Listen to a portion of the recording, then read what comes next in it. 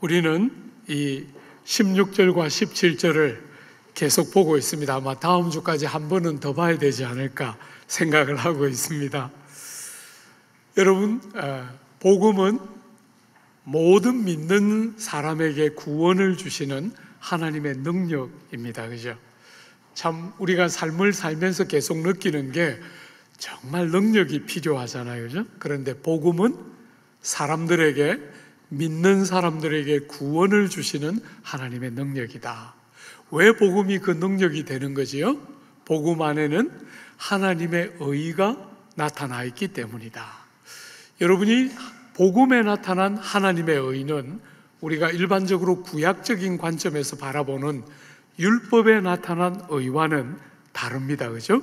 율법에 나타난 의는 율법을 순종하는 자에게는 복을 주지만 율법을 순종하지 않는 자에게는 벌을 행하는 것이 구약에 나타나 있는 율법에서 우리가 배우는 의의 개념이에요. 그런데 복음에 나타난 하나님의 의는 그런 게 아니었죠. 그죠? 의지 가지 없는 우리 죄인들을 위해서 하나님께서 그렇게 율법이 요구하는 대로 하면 아무도 하나님의 사랑과 은혜를 받을 자가 없으므로 복음의 하나님이 죄인과 의지할 데 없는 사람들을 위해서 복음에 하나님이 거저 주시는 의를 나타내 놓으신 거죠. 그죠? 아들 예수님의 완전한 공로에 근거해서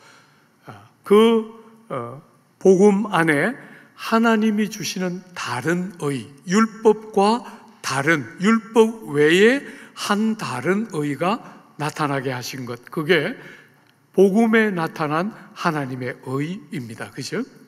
우리가 오늘 한번 집중적으로 생각해 보려고 하는 것은 그 복음에 나타난 하나님의 의가 어떻게 우리 것이 되는가? 여러분, 복음에는 하나님의 의가 나타나 있지 않습니까? 그 복음에 나타나 있는 하나님의 의가 어떻게 여러분의 것이 되는가? 어떤 방식으로 여러분의 것이 되어서 여러분이 하나님의 심판을 두려워하지 않고 하나님께 담대하게 들어가서 생명을 얻고 모든 풍요와 복됨을 하나님 허락하신 의를 옷 입어서 여러분의 것으로 참여하며 경험할 수 있는가? 이게 우리가 오늘 다루려고 하는 핵심 주제예요. 이 복음에 있는 하나님의 의가 어떻게 여러분과 저의 것이 되는가? 성경은 어떤 방식으로 복음의 의를 나타내심으로 여러분과 저를 의롭게 하시나? 그게 오늘 우리가 다룰 주제입니다. 그죠? 그런 문제의식을 가지고 17절, 우리가 17절이 그 주제를 다루고 있기 때문에 같이 한번 볼까요? 17절입니다. 복음에는 하나님의 의가 나타나서 믿음으로 믿음에 이르게 하나니 기록된 바 오직 의인은 믿음으로 말미암아 살리라 함과 같으니라. 여러분, 복음에 하나님의 의가 나타났는데 이 복음에 나타난 하나님의 의, 율법과 다른 하나님이 거저 주시는 이 의가 어떻게 여러분의 것이 된다고 본문은 말합니까? 믿음으로입니다. 그죠? 오늘 본문에는 믿음으로 믿음에 하고 하나를 더 더했고, 우리는 설교의 뒷부분에서 그 믿음으로 믿음에라고 표현한 이유가 뭘까? 우리가 한번 생각해 볼 거예요. 그런데 우선에 먼저 한번 여러분이 잘 정리해야 되는 것은 복음에 나타난 의가 여러분의 것이 되는 방법이 뭐라고요? 믿음으로 여러분들이 복음에 나와 있는 하나님의 의가 믿음을 통해서 여러분의 것으로 여겨지면서 여러분이 하나님 앞에 의로운 자로 여겨짐으로 하나님의 은혜의 보좌 앞에 담대히 나아가게 되었다. 이게 복음의 요약이라 할 수 있어요. 여러분과 저는 어머니 모태에서부터 죄 중에 태어난 거잖아요. 죄인으로 태어나서 우리 하나님 앞에 우리가 의로울 수 없는 우리들이 의로우신 하나님 앞에 설 수 있는 길은 복음에 나타난 하나님의 의가 믿음을 통해서 나 것으로 여겨짐으로 그 믿음을 통해서 우리의 것으로 여겨지는 의를 힘입어 하나님의 은혜의 보좌 앞에 담대히 들어가는 길이 열렸다. 이게 복음의 요약이에요. 사랑하는 여러분, 여러분과 제가 믿음으로 의롭다함을 받는다 할 때 여러분이 다 들어보신 것처럼 이신칭의잖아요. 그죠? 믿음을 통해서 의롭다 칭함을 받는 이신칭의. 어려서부터 여러분이 익숙하게 들어왔던 표현인데 오늘 본문 안에 이신칭의 혹은 믿음을 통해서 복음에 나타난 의가 우리의 것으로 여겨진다 할 때 뭘 강조하고 싶어 하는 거예요? 강조가 지금 어디에 있습니까? 강조가 이 모든 의롭게 여김을 받아서 하나님의 은혜의 보좌 앞으로 나아가는 이 모든 일이 오직 은혜로 가능한 것이지 행위나 자격이나 공로나 조건을 구비함으로 가능하지 않다. 이게 지금 이신칭이라고 말할 때 강조되고 있는 첫 번째 핵심이에요. 어떤 사람도 스스로의 자격을 가지고 스스로의 노력을 가지고 하나님 앞에 담대히 설 수 있는 사람은 아무도 없다. 그죠? 그래서 하나님이 복음 안에 넣어두신 의를 믿음으로 내 것으로 받아들인 사람들만이 하나님 앞에 담대히 설 수 있는 은혜의 길이 열렸다. 이게 지금 복음의 요약이에요. 그러니까 강조가 여러분이 하나님 앞에 담대히 설 수 있는 방법은 은혜로 믿음으로이다. 그러니까 믿음으로라고 말할 때 뭐가 강조되고 있는 거예요? 믿음이 또 다른 자격이 되는 것이 아니고 믿음이 또 다른 근원이나 공로나 조건이 되는 것이 아니고 여러분 조건, 근원, 공로, 자격은 다 어디에서 옵니까? 하나님의 영원한 사랑에서부터 우리를 향한 하나님의 자비와 긍휼과 선하심이 그 모든 은혜의 근원이라면 그 은혜로 복음 안에 넣어두신 그 의가 우리의 것으로 전달되는 통로와 도구가 믿음인 것이죠. 구별이 되시죠? 사랑하는 여러분, 복음이 가장 강조하고 싶은 사람이 구원을 얻고 하나님 앞에 담대히 서게 되는 길은 은혜로밖에 불가능해요. 아무도 공로나 자격으로 가능하지 않다는 거예요. 그런데 믿음으로라고 표현할 때 믿음으로 의롭다 하심을 얻는다 하고 표현할 때 그 강조가 믿음이 또 다른 자격이라는 말이 아니고 믿음이라는 통로와 도구를 통해서 하나님의 사랑과 예수의 완전한 공로로 만들어 놓으신 하나님의 의가 복음 안에 있는 하나님의 의가 믿음이라는 통로를 통해서 우리에게 전달되고 적용되는 것이기 때문에 믿음이 공로이거나 자격은 아니죠. 그렇지만 믿음은 정말 중요한 거죠. 그죠? 왜냐하면 이 믿음이 사용되어야 복음 안에 있는 의가 여러분과 저의 것으로 적용되어지기 때문에 믿음은 정말 중요하지만 공로이거나 자랑할 거리는 아니지요. 그죠? 강조를 잘 눈여겨보십시오. 그래서 복음을 소개할 때마다 늘 이렇게 소개하고 있어요. 로마서 3장 20절부터 24절에 복음이 잘 요약되어 있는데 이렇게 소개했어요. 그러므로 율법의 행위로 그의 앞에 의롭다 하심을 얻을 육체가 없나니 율법으로는 죄를 깨달음이라. 하나님이 구약시대에 율법을 주신 이유는 행하고 순종해서 생명을 얻고 구원을 받는 게 목적이 아니고 여러분 율법은 우리가 하나님의 기준에 얼마나 못 미치는가 하는 것을 깨닫게 해주는 역할을 한다는 거예요. 사랑하는 여러분, 율법 자체가 문제가 있는 게 아니고 율법은 참 선하신 하나님이 우리에게 주신 선물인데 우리가 어머니의 모태로부터 죄 중에 태어나기 때문에 율법을 순종함으로 생명에 이를 자는 아무도 없는 것이지요. 그래서 율법이 원래 기능인 지켜 행해서 구원을 얻는 역할을 하기보다는 다른 기능인 죄가 우리 삶에 들어오고 나니까 우리가 얼마나 죄인인가를 깨닫게 하는 것이 율법의 주된 역할이라는 거예요. 사랑하는 여러분, 여러분과 저는 율법을 제대로 깨닫기 전에는 우리가 얼마나 나쁜 사람인지를 몰라요. 제가 여러분들에게 늘 설교하며 말하잖아요. 여러분은 여러분이 생각하는 것보다 훨씬 나쁜 사람들이다. 진짜입니다.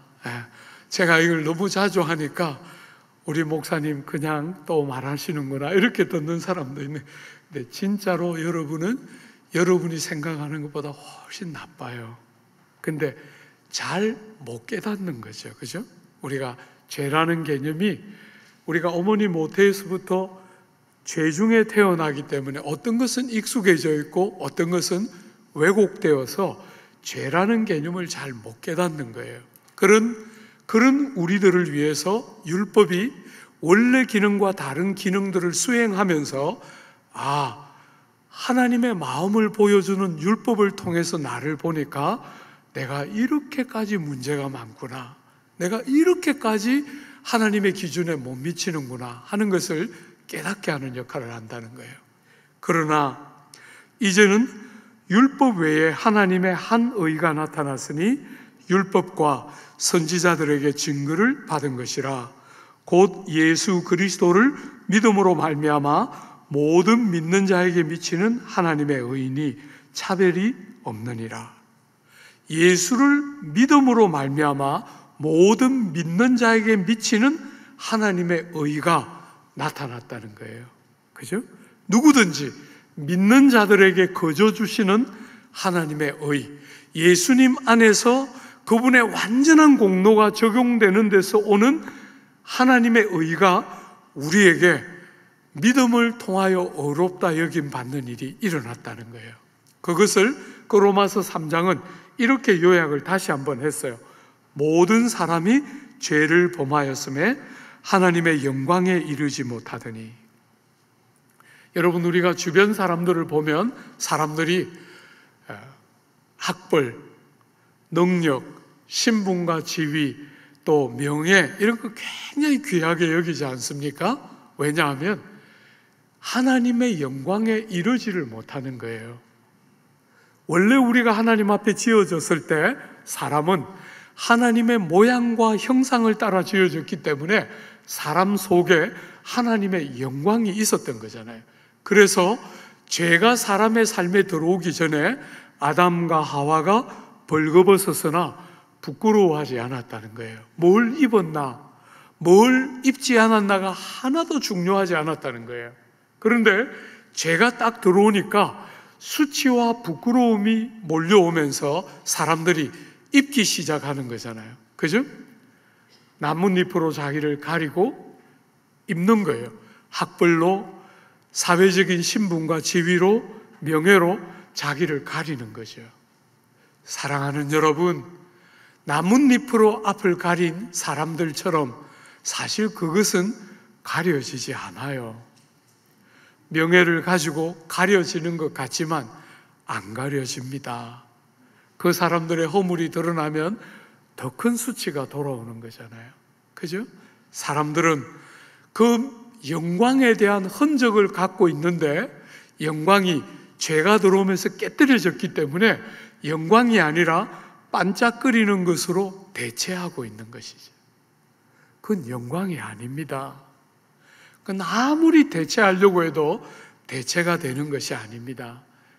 하나님의 영광에 이르지 못하더니 뭐라고요?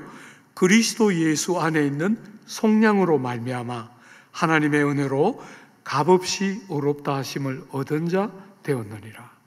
여러분과 제가 예수를 믿음으로 의롭다 여겨지면서 우리 안에 어떤 회복이 일어난다는 거예요? 영광의 회복이 일어난다는 것이죠.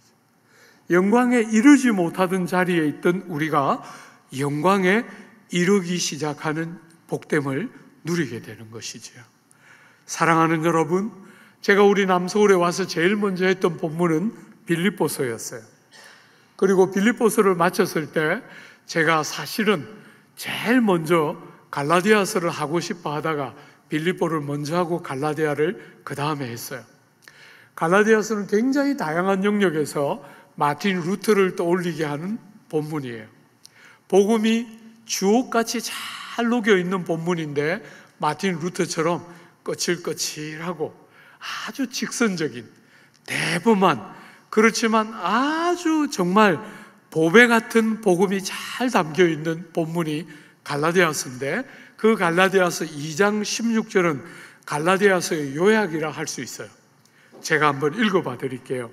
사람이 의롭게 되는 것은 율법의 행위로 말미암음이 아니요 오직 예수 그리스도를 믿음으로 말미암은 줄 알므로 우리도 그리스도 예수를 믿나니 이는 우리가 율법의 행위로서가 아니고 그리스도를 믿음으로써 의롭다함을 얻으려 함이라. 율법의 행위로서는 의롭다함을 얻을 육체가 없느니라. 사랑하는 여러분, 갈라디아서를 한마디로 딱 요약하면 율법의 행위로 의롭다함을 받을 자가 없다. 말하자면 공로를 가지고, 행위를 가지고, 자격을 가지고 조건을 충족시켜서 의롭다 여김 받을 자는 아무도 없다는 거예요. 의롭다 여김 받는 하나밖에 없는 길이 뭐라고요? 믿음으로, 예수 그리스도를 믿음으로 의롭다 여김 받는다는 거예요. 예수님의 공로를 의지하고 예수님의 그 완전한 공로가 나를 위한 공로인 줄 믿을 때 우리에게 의롭다 여김이 일어난다는 것이에요. 사랑하는 여러분, 빌립보서 3장에 보면 사도 바울이 예수를 만나기 전에 자기 인생에 정말 중요한 것들이 많았다, 자랑하고 의지하고 정말 중요하다고 여겼던 게 많았는데 예수를 딱 만나고 나니까 달라졌다는 거예요. 여러분 어떻게 표현했습니까? 이렇게 표현했죠.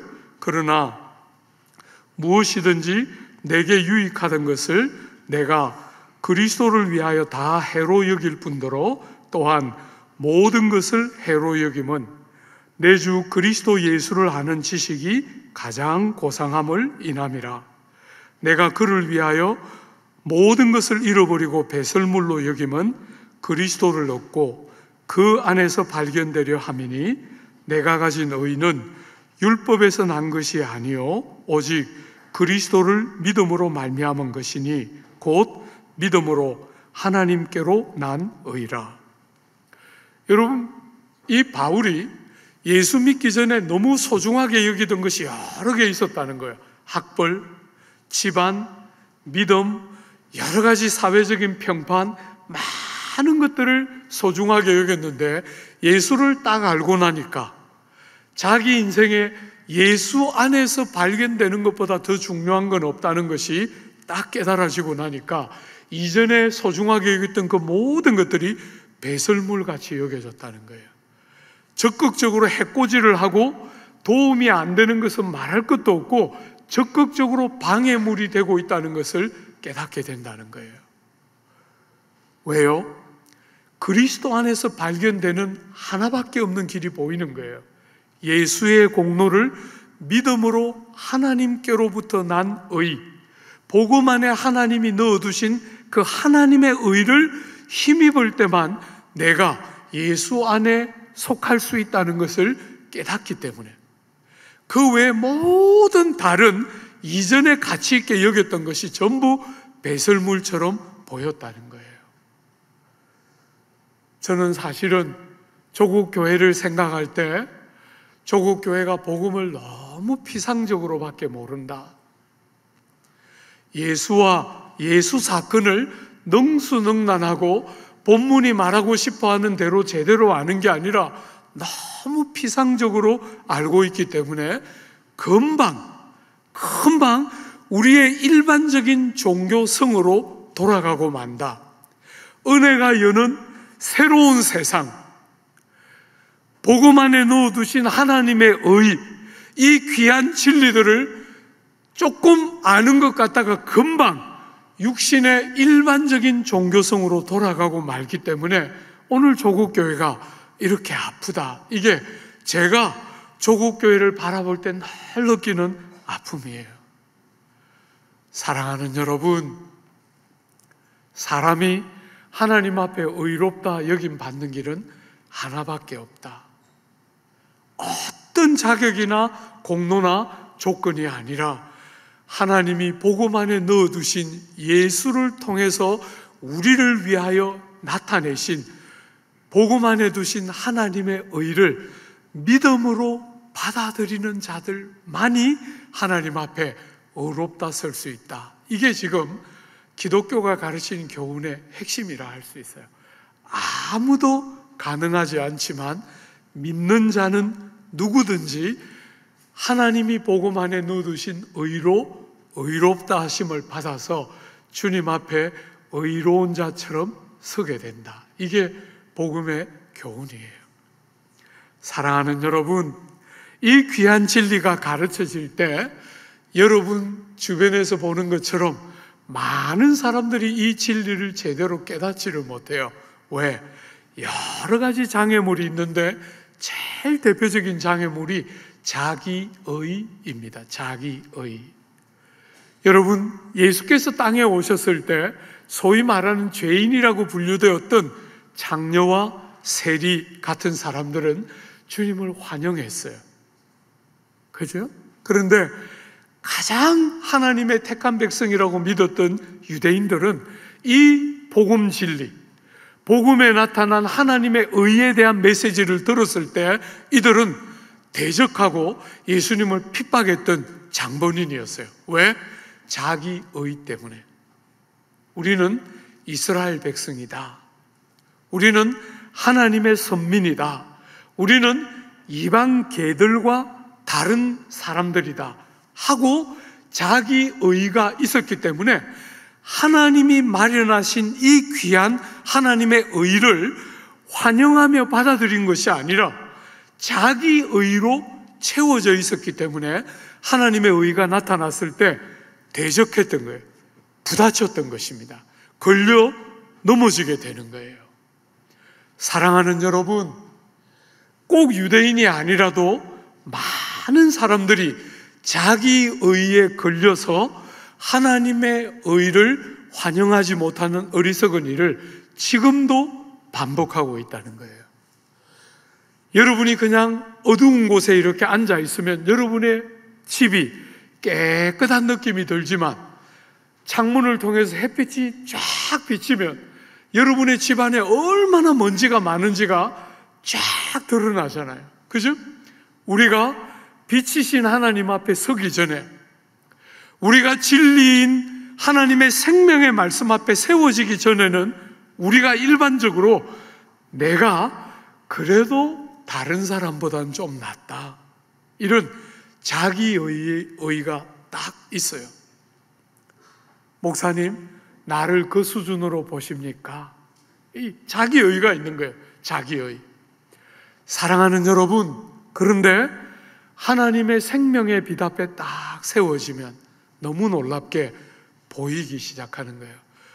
얼마나 먼지가 많나. 이 정도면 그래도 뭐 흠이 없고 완전하다고 말할 수는 없어도 그래도 저 사람들 죽어마땅한 이방의 개들보다는 그래도 내가 낫다, 이렇게 생각하는 사람들에게 생명의 진리가 딱 전해지니까 바울이 뭐라고 고백했습니까? 바울이 그렇게 수십 년이나 주님을 만난 이후에 복음을 다 전해놓고 죽기 전에 그가 했던 말 중에 하나는 나는 죄인의 괴수로다, 이렇게 말해요. 참 기독교는 독특한 다름이 있어요. 사랑하는 여러분, 세상의 보편적인 종교성은 여러분에게 뭔가를 자꾸 기여하도록 요구해요. 돈을 많이 주고 금으로 도금되어 있는 기와를 얹든지 어떤 형태로든지 여러분들이 기여를 해야 뭔가를 얻을 수 있는 가치관을 계속해서 부추기는데, 복음은 전혀 그렇게 말하지 않아요. 여러분과 제가 어머니의 모태에서부터 죄중에 태어났고 스스로의 힘으로 남과 다르고 자격을 구비할 수 있는 자가 아무도 없는 줄 하나님이 아시기 때문에 복음 안에 하나님이 주시는 의를 나타내 놓으신 거예요. 그 의를 믿는 자마다 자격 없이 공로 없이 행한 거 없이 어떤 사람이라도 그 예수의 공로를 통해서 우리 같은 자를 의롭다 하시는 하나님의 의를 믿고 의지하는 자마다 영생에 이르는 구원을 주시는데, 자기 의가 있으니까 나는 스스로 뭔가를 이룰 수 있고 나는 저 사람들과 다르다 이렇게 생각하는 자기 의가 있으니까 하나님의 의가 나타났을 때 환영하는 것이 아니라 대적하게 되는 거예요. 여러분, 그래서 우리가 하나님 나라의 비유에 보면 포도원에 여러 일꾼들이 와서 일하는데 그 포도원에 감격해하는 일꾼이 있는 반면에 불평하는 일꾼이 있잖아요. 그 불평하는 일꾼들이 했던 말이 뭐예요? 어떻게 저 사람과 나를 같이 취급할 수 있느냐, 이게 그들의 불평의 제목이에요. 자기 의가 있다는 말은 무슨 말이냐면 저 사람과 내가 어떻게 같은가 이렇게 생각한다는 거예요. 사랑하는 여러분, 여러분이나 저나 우리는 다 하나같이 그런 사람이었어요. 조금 착하게 얼굴을 이렇게 바꿔도 속지는 않아요. 사랑하는 여러분, 여러분과 저는 평생 그렇게 살았어요. 주님 만나기 전까지. 주님을 딱 만나니까 어떻게 됩니까? 여러분, 이사야가 이사야서 6장에 화로다 나여 망하게 되었도다, 이게 선지자가 했던 첫 번째 고백이에요. 빛 대신 주님 앞에 서고 나니까 그래도 선지자 역할도 하고 그래도 내 정도 되면 그래도 괜찮지 않을까 막연하게 생각했는데 주님의 빛 앞에 딱 서니까 이사야가 이사야 65장에 말한 것처럼 우리의 의는 누더기와 같사오며, 내가 그래도 좀 남들보다는 괜찮게 살았던 것이 아닐까 막연하게 생각했는데 하나님의 빛 앞에 딱 서니까 너무나 보잘것없는 누더기 같은 옷을 입고서 그렇게 자기가 스스로를 여겼다는 사실을 깨닫게 되는 것이죠.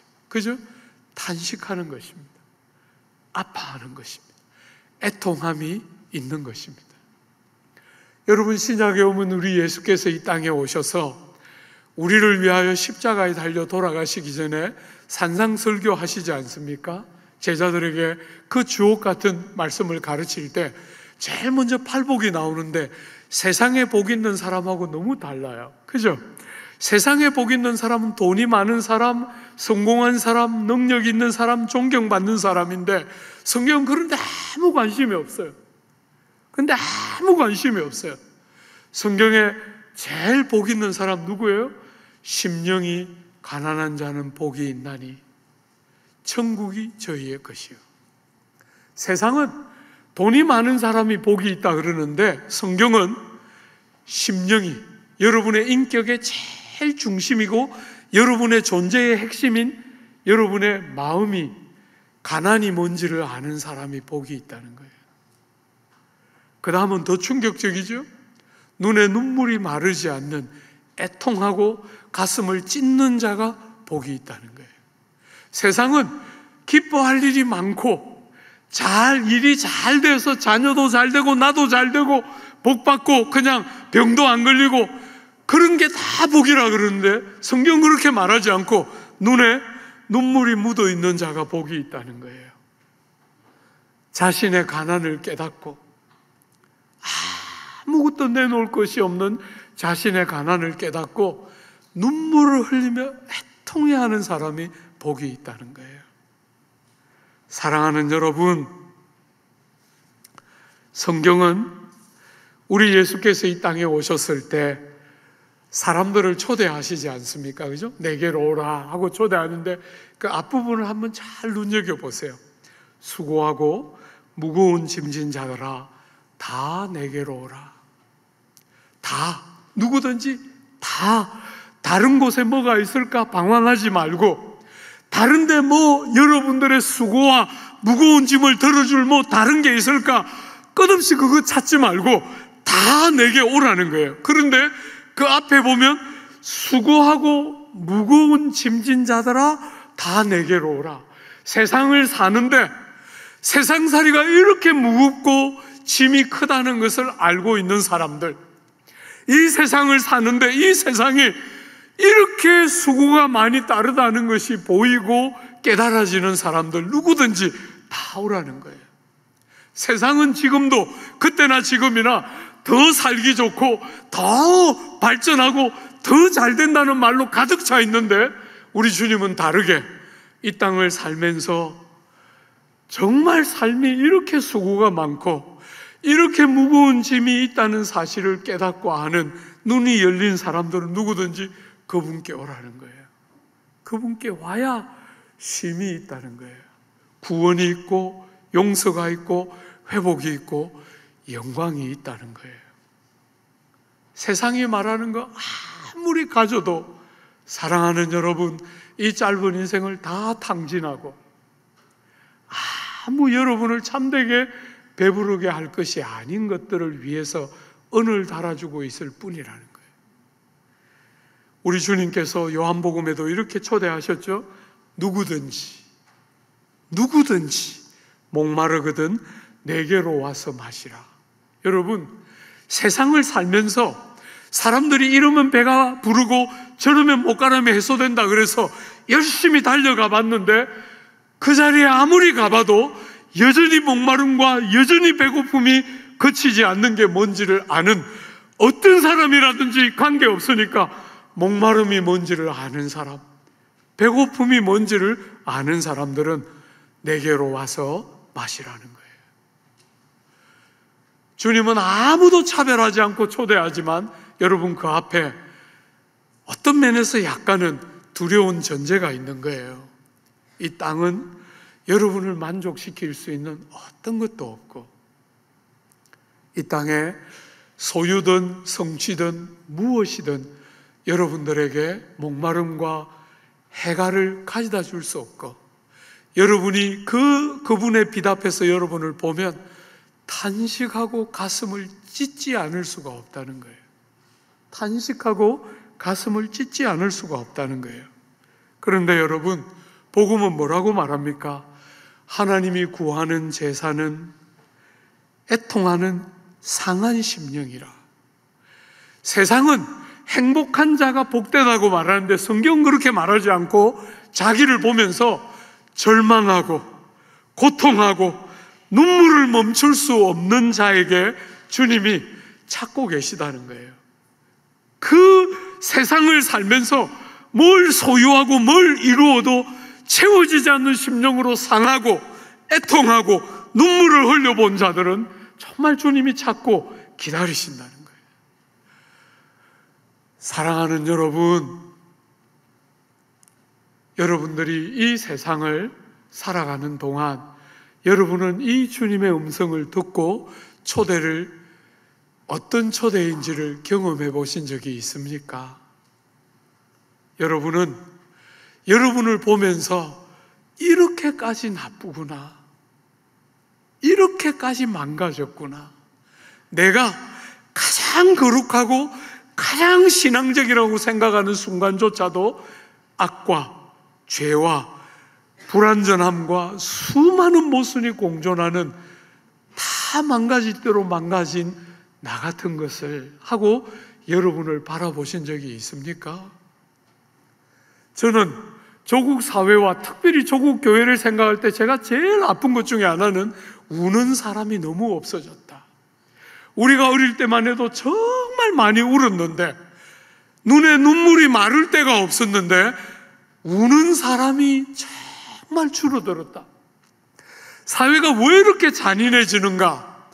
내가 보여야, 내가 얼마나 추하고 내가 얼마나 악한 자인지가 보여야 다른 사람을 관용하는 게 뭔지가 보이는 거잖아요. 내가 올곧고 바르다고 믿는데 다른 사람이 잘못된 일을 할 때 그게 봐지겠어요?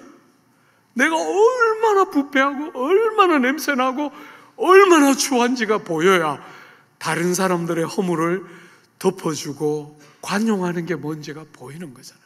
사회가 이렇게 지나치게 난폭해지는 이유가 뭡니까? 내가 정당한 대접을 받지 못하고 나는 억울하다 이렇게 생각하는 거잖아요. 사랑하는 여러분, 여러분과 저에게 주님은 상하고 깨어진 영으로 죽게 나아오는 자를 주님이 찾으신다는 거예요. 자기의 가난이 뭔지를 알고 하나님 앞에서 자기의 악함과 추함이 뭔지를 알고, 그래서 세리나 창기처럼 세상은 다 죄 있다 하고 정죄했지만 주님이 오셨을 때 그들은 정말 기뻐하고 감격했던 거예요. 자기가 보였기 때문에, 내 죄가 얼마나 추하고 악한지가 보였기 때문에 죄인의 구주로 오신 그분, 우리를 위하여 하나님의 의로 의롭다 하심을 위하여 이 땅에 열어놓으신 하나님의 복음이 드러났을 때 그 소위 말하는 죄인들은 너무너무 감격하고 기뻐하면서 복음을 환영했던 것이지. 주 안에 사랑하는 여러분, 오늘 우리가 사는 이 시대에 복음은 너무나 값싼 것으로 여겨지는, 바울은 그 전까지 값지게 여겼던 것이 전부 배설물처럼 바뀌었는데 우리는 우리 손에 너무 많은 게 들려져 있기 때문에 복음이 값싸게 여겨지면서 있어도 되고 없어도 되는, 혹은 내 삶에 여러 중요한 것 중에 한 중요한 것 정도의 수준에 그치기 때문에 오늘 교회가 이렇게 피상적이고 연약하다. 사랑하는 여러분, 시간이 많이 갔는데 하나만 더 마무리하면서 생각해 볼까요? 바울은 왜 믿음으로 라고 말하지 않고 믿음으로 믿음에 이르게 하나니 이렇게 말했을까? 무슨 말을 하고 싶었을까? 여러분, 바울이 복음에는 하나님의 의가 나타나서 여러분과 저를 믿음으로 믿음에 이르게 한다 할 때 무슨 말을 하고 싶어 했을까? 여러분, 이게 얼마나 어려운 본문인지 제가 세계적인 석학들의 주석들 몇 가지만 요약해서 한번 읽어드릴게요. 여러분과 저 같은 사람들이 아니고, 여러분을 포함시킨 거 용서해 주십시오. 어쨌거나 하여튼 저처럼 공부하면서 머리 빠지는 사람이 아니고, 공부를 아무리 많이 해도 머리가 쫙 남아있는 이 총명한 사람들이 이렇게 해석했어요. 이 본문을. 여러분, 이렇게 해석했어요. 구약의 믿음에서 신약의 믿음으로, 옛 시대의 믿음에서 새 시대의 믿음으로, 율법의 믿음에서 복음의 믿음으로, 약한 믿음에서 강한 믿음으로, 하나님의 믿음, 즉 신실하심으로부터 그것에 대한 반응으로서의 우리의 믿음, 현재의 믿음에서 미래의 믿음으로, 처음 복음을 영접할 때의 믿음에서 계속 성숙해가는 믿음으로, 현재의 믿음에서 날이 갈수록 성숙해지는 믿음으로. 어떻게 느끼십니까? 다 동의하실 수 있죠. 그런 표현일 것 같다. 동의할 수 있지만 여러분이 질문하고 싶을 거예요. 그래서 so what? 그래서 뭐 어떻다는 거냐? 그런 생각 제가 불러일으키는 겁니까? 여러분 저절로 들죠? 어쨌거나 제가 이 주석들을 막 찾아보면서 그래서 뭘 어쩌라는 거야? 저는 답답했어요. 사랑하는 여러분, 한번 짧은 시간 한번 생각해 봅시다. 그죠? 17절은 16절과 연결되어 있는 구절이에요. 왜냐하면 16절을 설명하는 구절입니다. 그죠? 그러니까 16절과 17절 사이에 일관성이 있어야 해요. 일관성. 여러분, 16절에 복음은 모든 믿는 사람에게 구원을 주시는 하나님의 능력이에요. 사랑하는 여러분, 그때 모든 믿는 할 때 그 믿는이라는 동사가 현재형입니다. 현재형. 헬라어에서 현재형 동사는 뭘 나타내느냐 하면 계속과 반복을 상징해요. 계속과 반복. 그러니까 모든 믿는 자에게 구원을 주시는 하나님의 능력 할 때 사실은 바울은 그 믿음 안에 뭘 강조하고 있습니까? 과거에 한 번 발휘됐던 믿음 말고 그때 시작되었던 그 믿음이 지금도 계속해서 작동하고 있다 하는 요소를 강조하고 있는 거예요. 사실은 제가 17절이 나오기 때문에 여러분하고 다루지 않았을 뿐이에요. 16절에 바울이 믿는 모든 사람 할 때 믿는 안에 반복과 계속의 요소가 들어있는 거예요. 그러니까 17절에 와서 바울이 복음에 하나님의 의가 나타났는데 이 하나님의 의가 누구에게 적용되고 전달되느냐면 누구의 소유가 되느냐면 믿음으로 믿음에 이르는 자의 것이다 이렇게 말하고 있는 거잖아요. 그죠? 그러니까 강조를 뭘 하고 싶어 하는 거예요? 16절에서 했던 강조가 이렇게 구체적으로 살아나고 있는 것이죠. 말하자면 처음부터 끝까지 믿음으로 어떤 사람이든지 간에 과거에 한번 믿었던 믿음을 사용해서 구원 안으로 들어오고 마는 마치 입장권을 쓰고는 버리는 것처럼 그런 믿음을 가리키는 게 아니라 그때 천국 안으로 들어올 때 예수를 영접할 때 우리의 죄가 정말 주님 안에서 다루어졌구나 하는 것들이 깨달아지고 믿어질 때 믿음으로 들어와서 죄가 용서되고 생명 안으로 들어왔던 그 귀한 믿음이 그때 한번 사용되고 폐기되는 것이 아니라 어떻게 해요? 믿음에서 믿음으로 마지막 순간까지 여러분과 제가 생명을 마무리하는 마지막 죽음의 병상에 있을 때까지 우리를 하나님 앞에 의롭다 여김 받게 하고 담대히 서게 하는 것은 뭐라고요? 믿음밖에는 없다는 거예요. 믿음으로만 하나님의 은혜를 신뢰하고 예수의 완전한 공로를 신뢰하는 의지하는 믿음만이 우리를 하나님 앞에 안전하게 세운다. 바로 그 이야기 지금 하고 싶어하는 처음부터 마지막까지 믿음만이 중간에 다른 게 필요한 게 아니고 믿음이 핵심이다 하는 이야기를 하고 싶어하는 이게 첫 번째일 거라고 봐요. 마지막으로 하나만 더 생각해 보면 그럼에도 불구하고 왜 믿음으로 믿음에라고 표현했을까? 왜? 처음과 마지막에 틀림없이 믿음을 믿음되게 하는 속성이 처음에서부터 마지막에 일관될 거예요. 그죠? 그럼에도 불구하고 처음에 예수의 그 귀한 공로를 의지할 때 그게 완성이 아니라 그 믿음이 시작되어서 그때부터 어떻게 해요? 평생을 살아가면서 여러분이 이제 정말 주인이 계시고 만복의 근원이시고 우리를 도우시고 내 편에 서서 우리를 도우시는 하나님이 계심으로 우리의 삶에 보호와 인도와 공급이 있을 것을 믿는 것이지요. 아, 예수께서 날 위하여 돌아가셨구나 하는 것만 믿는 게 아니고, 그죠? 주님을 알고 새 생명이 시작되면서부터 이전처럼 그냥 개미같이 부지런히 일해서 벌어서 모아놓고 그래서 우리의 미래를 담보하고 그렇게 살지 않고 힘을 다해 땀 흘려 수고하는데 여전히 제한된 수입이 들어오지만 하나님의 공급을 인정하고 신뢰하기 때문에 작은 벌이를 가지고도 필요를 가진 이웃들에게 흘려보내고 나누는 게 뭔지를 아는 다른 삶을 사는 거잖아요. 그죠? 하나님을 범사에 인정하면서 내가 뭔가를 모아놔야 미래가 담보된다고 믿지 않고 하나님이 나의 신실한 주인으로서 내 미래를 이분이 책임질 것을 알기 때문에 눈에 보이는 선한 일을 우리가 못할 때 대부분 미래를 준비하는 것 때문에 못하는 거잖아요. 그렇게 안 살고 하나님을 인정하고 신뢰하면서 선을 행하는 것이죠. 물질을 나누고 시간과 여러분의 에너지와 여러분의 능력들을 이웃들을 위해서 쓰기를 주저하지 않는 것이죠. 나누어주고 흘려보내고 베푸는 것이죠. 사랑하는 여러분, 그런 것 다 믿음을 사용하지 않으면 가능하지 않은 거잖아요. 그죠?